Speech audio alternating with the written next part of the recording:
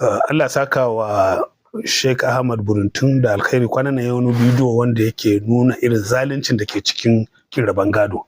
To ni a gurguje so nake ne magana akan irin adalci da zurfin adalcin da faɗin adalcin da ke cikin rabon gado. Tunda dama dai in aka ce ba adalci to me za a samu?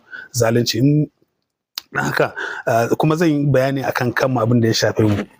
Mahaifinmu kakanmu ya rasu ya bar mata 2 'ya'ya 10 da gonaki da tangamimen gida, ba raba gado ba.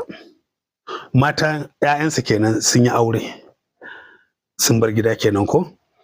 Wasu daga cikin 'ya'yan uwan su kuma mazan 2 ne kawai suka zauna a gidan, da haka 2 nan da suka zauna a gidan su suka gidaje a gidan. Mu kuma 'ya'yan 2 da suka zauna a gidan mu ne kuma kowa mu ma ya kama wuri muka yi gidaje, mu wajen 8 muka yi gidaje a wurin. Amma duk da haka akwai filin kuma da ya fi ma faɗi akan inda muka giggina. Ana nan ana zaune, kwanan nan sai Allah ya taimake mu muka ce kamar shekara 2 da ta wuce muka ce mu raba gadon nan. To abin da nake so na nuna a nan na adalcin da ke cikin raban gado, sai gashi wanda bai taba zuwa kiyawo ba, wani ma wallahi yaro ne kila bai taba jin sunan kiyawo ba ma, amma an raba gadon nan har da shi. Wani in ka ce masa ma a wace jihar ma kiyawo take bai sani ma, amma Allah ya raba gado a Kaduna ma yake wani, amma an raba gado da shi. Saboda me? Saboda shi miji ne na 'yar da matar baffanmu ta haifa a wani gidan. Da haka da aka ware wa baffanmu nasa, aka ware wa matarsa tumuninta ita ma ta mutu, aka baiwa 'ya'yanta gadanta.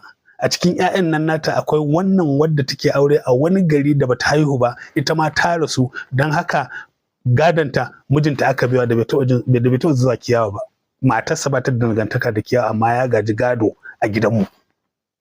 Akwai ƙaninmu da ya mutu ya bar mace bai haihu ba, aka fitar da tumuninta, rubu'inta tunda bai haihu ba, aka fitar da rubu'inta, ita ma lokacin ta riga ta rasu, amma kan ta rasu ta yi aure a wani wuri, ta haifi 'ya'ya, don haka wannan rubu'in nata aka kai wa iyayenta da suka raba tare da mijinta da kuma waɗancan 'ya'ya da ta haifa a wani wurin daban.